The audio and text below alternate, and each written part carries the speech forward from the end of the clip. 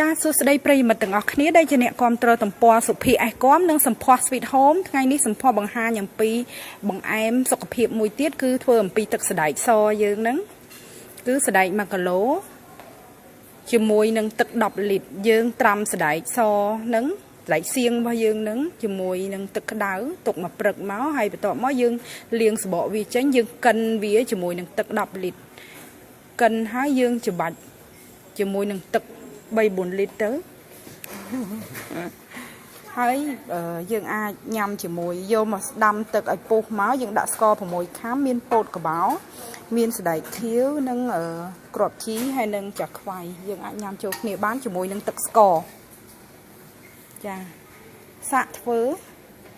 ពោតក្បោយើងយកពោតសយើងដាំស្ងោរចេញមកចេញជាពោតក្បោឬក៏យើងអាចទិញពោតកំប៉ុងមកក៏បានដែរចាអរគុណ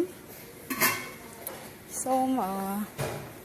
មើលពីវិធីញ៉ាំគឺងាយស្រួលបំផុត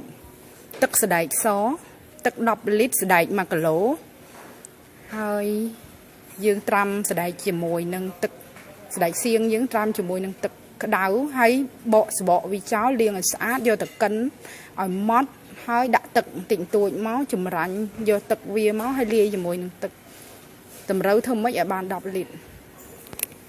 តបមកយកទៅដាំឲ្យពុះស្ងោរឲ្យឆ្អិនទឹកនឹងទៅដាក់ស្ករស6ខាំ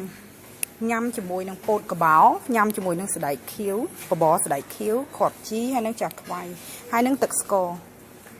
ចាអរគុណច្រើនជួយ like and share វីដេអូនេះផង